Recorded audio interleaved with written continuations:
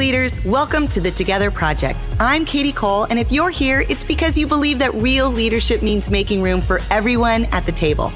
This season, we are sitting down with church leaders and innovative teams who are doing just that, breaking barriers, challenging assumptions, and shaping a healthier path for men and women to lead in ministry together. So if you're passionate about what it means to lead with authenticity, to make space for different voices, and to create a future where everyone can thrive, then you are in the right place. And if you believe in what we are doing, please take a moment to like and subscribe to the podcast and write a review. Reviews really help the algorithm suggest our podcast to more people. You can also follow me on social media at Kadi Cole, that's spelled Kadicole, and visit kadicole.com to sign up for my monthly newsletter and find all the other resources we have on the topic of developing female leaders. Because as Christians, we know that the future isn't male or female. The future is together. Let's dive in. Today, I'm honored to have Larry Osborne joining us on the podcast. If you're not familiar with Larry, he has been the pastor at North Coast Church in Southern California since the 1980s, which is one of the earliest pioneers in the multi-site movement. He's the author of numerous books and has trained and coached thousands of top-level leaders in churches across the country. Today, Larry shares candidly about the bumps and aha moments of his own journey in developing female leaders, and you'll learn about some specific strategies that he and other innovative churches are using to cultivate environments where every leader can thrive. You'll also talk about the impact of handing his senior pastorate successfully over to Pastor Chris Brown and the impact that's had on female leaders in his church. I think you're really going to enjoy today's conversation with Larry Osborne. Hey, everybody. Thanks so much for joining us again on the podcast. I'm here with Larry Osborne in your home in Southern California. Thanks for hosting us here today. Hey, glad to be here. So we're going to talk a little bit about your journey in understanding women's role in church and how that plays into your theology and you as a senior pastor. Tell us a little bit about the context you grew up in around gender as a child, and then what you see now as an adult that you couldn't see then. Yeah, as a child, I probably wasn't very aware of the church we went to, how they thought about things. This is being done. So it was very much a complementarian type of model. They didn't really talk about that much. So there wasn't, in my context, any idea of say a woman lead pastor or women being on the board. Since they never talked, it's just what it was. And there'd be women that spoke from the main stage back there, even in that environment. They'd always be missionaries that were visiting. So I didn't really pick up much of a theological or a church background as the church my mom and dad went to. But my dad's respect for my mom and the relationship they had probably shaped me far more than anything about the church. And my dad's really had a model that his job was to maximize his wife and his kids. My mom's gifts are backgrounds, hospitality, kind of mercy and all that, a lot of what might be stereotypically female roles. But it just never dawned on me that any of that was, well, you're supposed to do this and you're supposed to do that. So I just grew up with an example more than a framework through which to think about it. And you grew up in Southern California, right? What was the context around gender in your community, like in the schools you went to or your neighborhood? Any sort of like roles or gender stereotypes? Yeah, then? I had a female principal at one school and a male principal and female teachers and male teachers. So it really wasn't anything I thought about. Now, obviously, culturally and systemically within a culture and all those phrases we want to use, there were a lot of expectations. But even when I was a young kid, there was a push that a woman can be a fireman and all of that, at least here. And so that's one of the things. So many different parts of the country have such different experiences. But it was like, you can be anything you want. Were part of the books that I grew up in elementary school reading. And so as you grew up then and started to enter into ministry, when did you become aware that gender was a thing in the church world? So I grew up around the church. I got all that information, but the church I grew up in was incredibly legalistic. Now on this issue, they never talked about it, but boy, they talked about everything. They were far more worried about what was in your refrigerator than what was in your heart. This long list of things, a little bit of us four and no more are really committed to Jesus. So I really wanted nothing to do with the church. It was a kind of a Cultural Revolution era, and it touched me. But then I came to Jesus and had a great hunger for scripture. I was fascinated. I remember what really happened. I was driving on some camp or something, and I was reading through Matthew, and I went, this is real history. This isn't religious history. It was like a bolt almost, and 180. And so as I started studying the Bible and listening to people, that's suddenly when people started talking to me about biblical roles, who can do what, who can't. And because I had such a hunger for scripture, the desire was early on, I got to line everything up with the Bible. Even the book of Acts was for me much more of a recipe than a description of what happened. So we got to do this, we got to do that. And, it was only later I began to go, maybe he's telling the story than giving a recipe for every single thing in there. So that kind of started you on your quest to understand scripture differently than the way you grew up. Was female leadership one of those topics you looked at early on, or were you just... Not really. You just move through the stages of what the biggest battle is. And the biggest battle in that culture, I'm a really old dude. So I go back to the beginning of the so-called Jesus movement when I was in high school. And back then you had an absolutely anti-authoritarian. You also had anti-anything biblical. They called it modern man won't believe in miracles.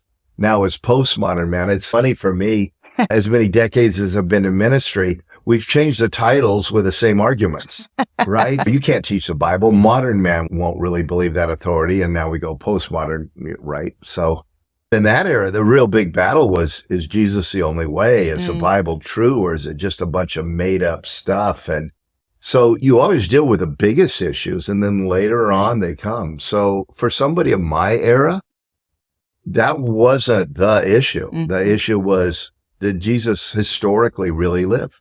I would have said that, whereas today most people would agree that's a fact, but who we claim him to be isn't. I would have said back then in the late 60s and 70s, most educated people would have said he never existed. Interesting. They're not even thinking about this. Why do you think this is such a big issue now in the culture then? We always reflect the culture. And I think sometimes once one battle is won, you start to think differently. Now, I realize theologically all kinds of different people are going to be listening to this, but I'll give an example, and people can agree with me or not. But there was this thing called the Scofield Bible, King James Version with Scofield's Bible study notes.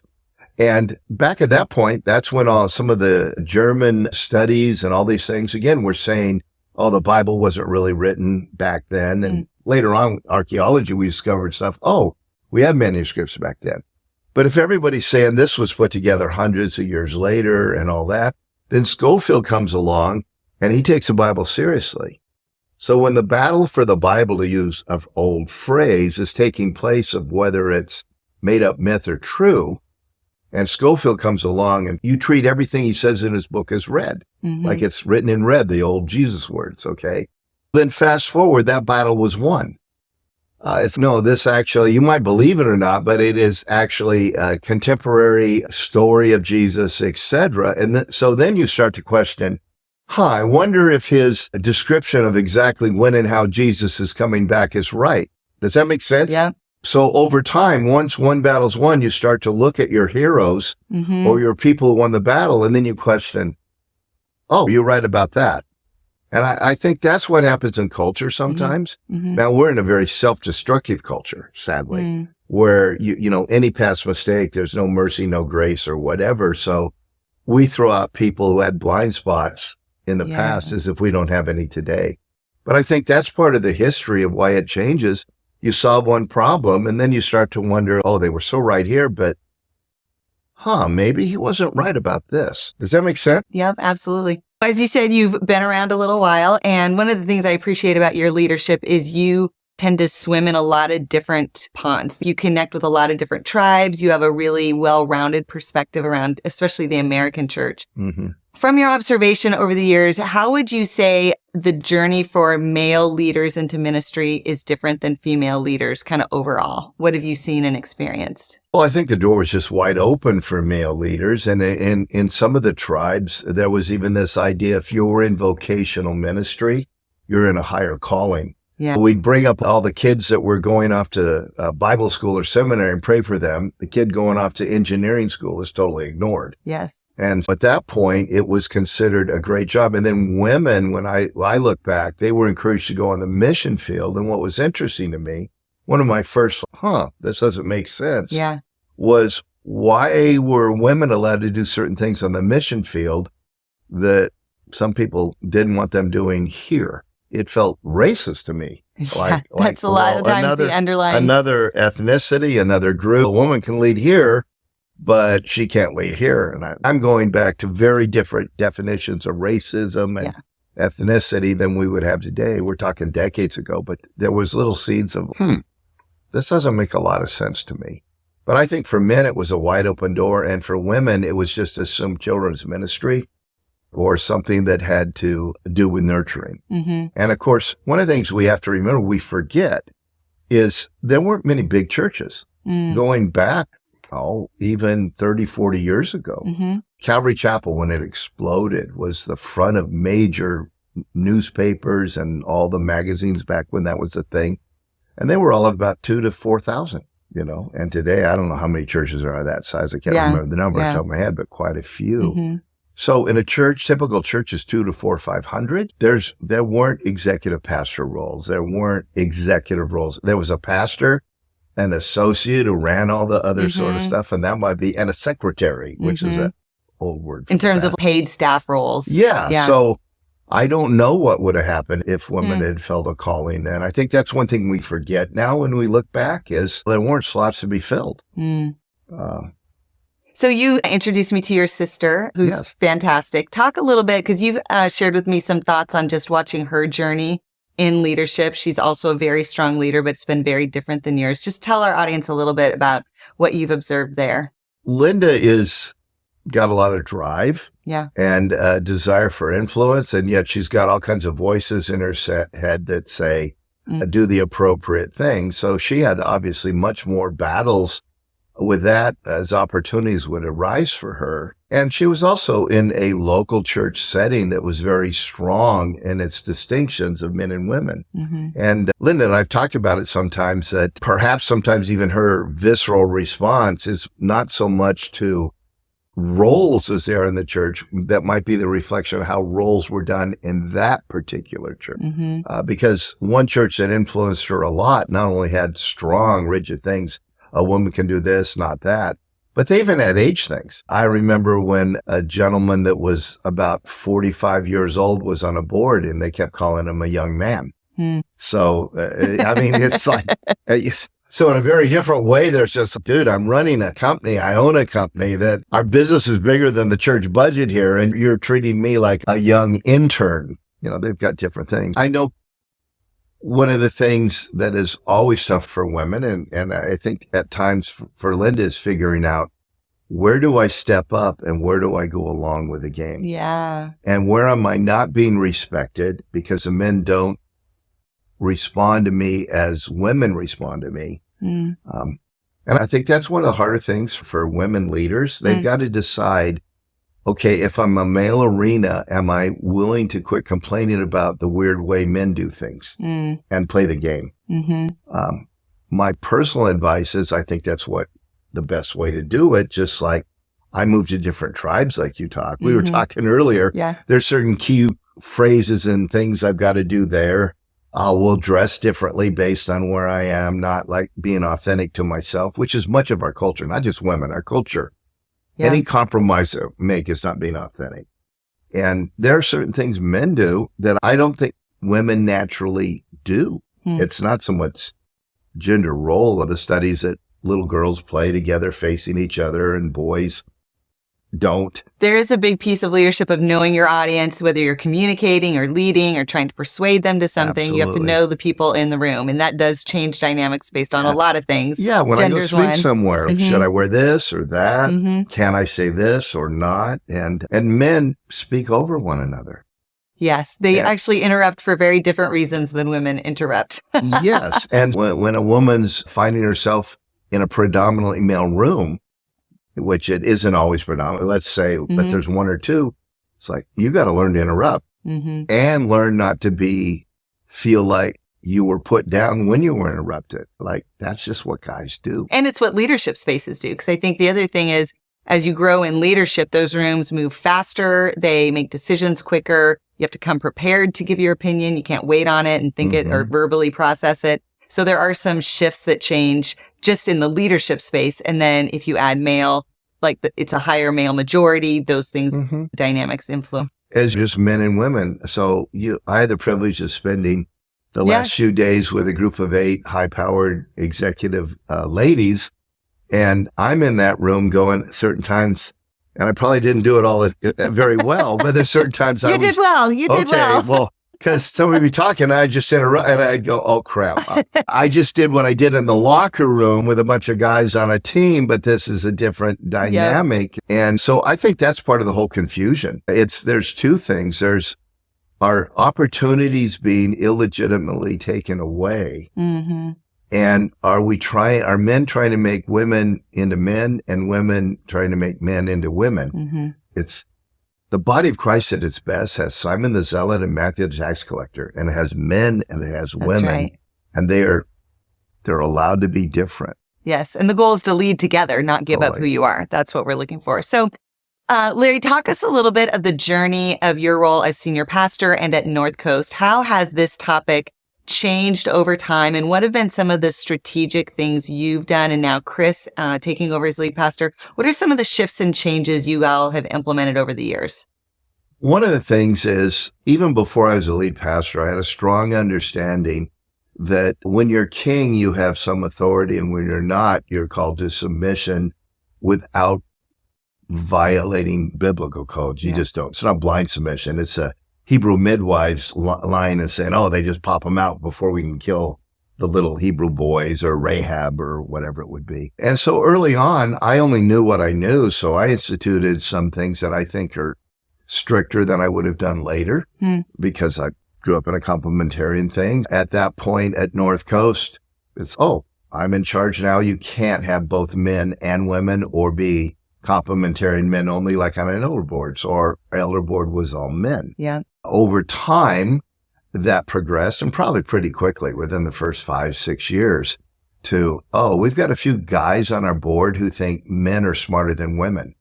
So one of the first little things I noticed was there was a board member, I got to get him off because he thinks his wife's opinion doesn't count. Okay, so if we're going to have guys, if they're not informed by their wives, their daughters, and the women they know, so that was a shift.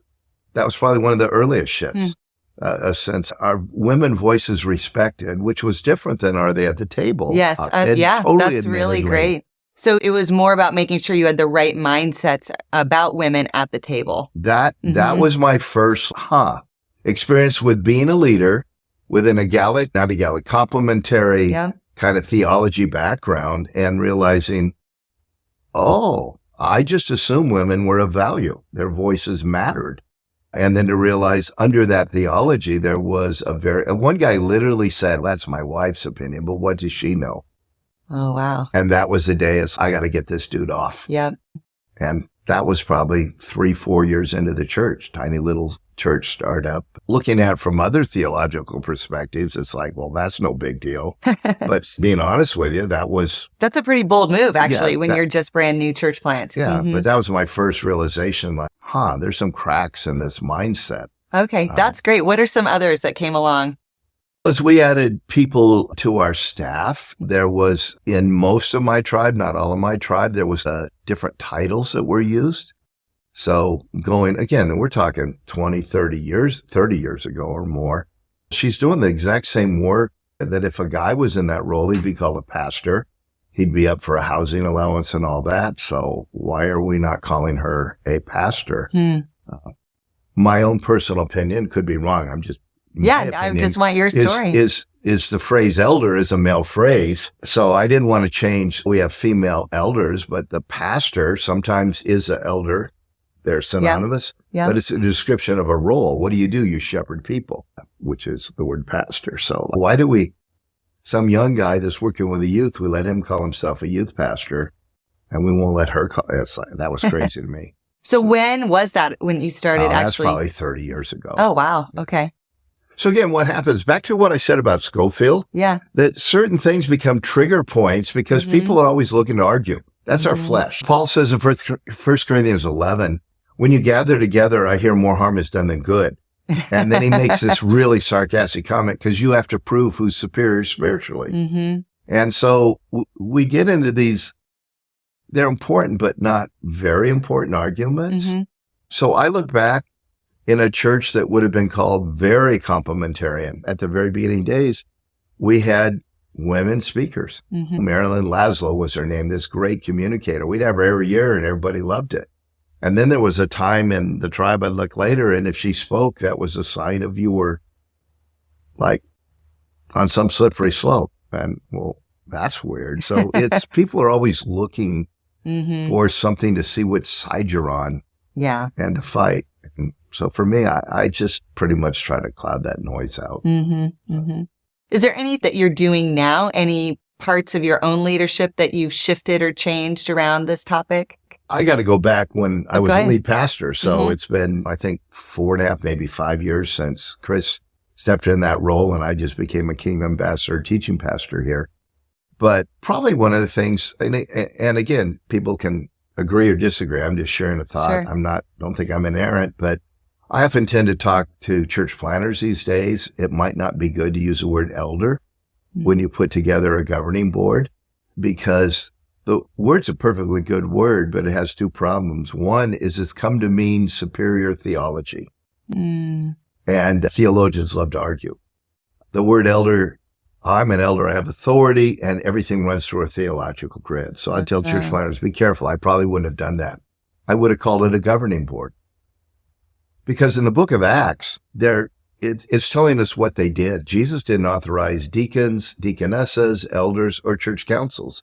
The Spirit came up with those things when the Great Commission was sidetracked, because we don't want Gentiles, because we're overwhelmed by passing out the checks to the widows and all these fights, that anytime the Great Commission got sidetracked, they realized. Well, to me, that's the main lesson of, say, Acts chapter 6 on deacons. Not do you have deacons like they did, but are you willing to reorganize when the gospel is being sidetracked by something? Again, same with church councils. So that's probably the biggest thing over the last years I was at North Coast, and when I continue to work with lots of churches, is say, let's be careful we don't put models in place that are going to restrict the gospel. So in terms of our subject, my own personal thing, if you're going to call them elders, I'm not comfortable with a woman being in that role. If you're going to call it a governing board, I'm very comfortable with a woman being in that role. We had women on our executive team at North Coast Church. We never even thought about it. Like, she's really smart and smarter than any guy we got in this subject. Will you be in this meeting?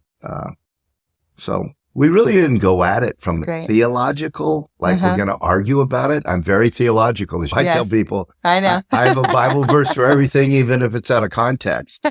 One of my degrees is systematic theology, but at the end of the day, it's about the gospel and the world I'm living in. So.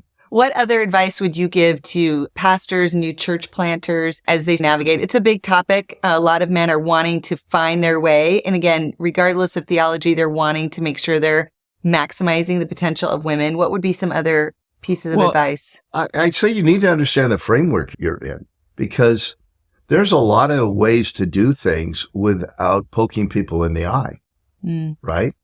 So if I'm in a situation where I feel like, man, women are being underused, but we've got all of these titles, hardly anybody worries about who's invited to the meeting. And then we get all this stuff about titles. Yeah. And so I've spent most of my life, anybody who knows my ministry background, the innovations and things that we did, we're learning how to just do it instead of I call it permission instead of buy-in. I don't have to sell everybody why this is the best idea, how we're doing it, make some big statement. You just quietly do the right thing. And so I'd say, let's say you're in a hyper-complementarian thing, and that's your tribe, that's your job. You've been there forever. Yes. I go, well, find a way to listen to women. I mentioned I won't name the person, somebody who's very much in that camp, theologically and personally, and yet I've not seen anybody that listens and respects women opinion and input as much as he does. Yeah. And gives them authority to do all kinds of things. But so I go, well, take what you can get, right? And what would you say to someone who's maybe in a more egalitarian environment? Because you work with a lot of those kind of churches also. Absolutely, all the time. And I would say in our research, at least, we found that people oftentimes struggle to put women into higher leadership roles all across the theological spectrum. Any thoughts for that group?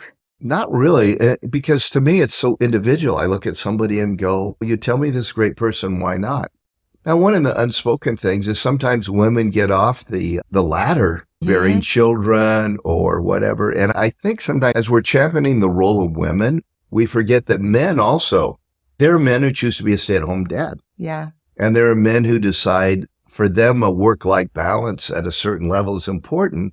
If you look at them, they too don't rise to the top. So there's really, I think, two things.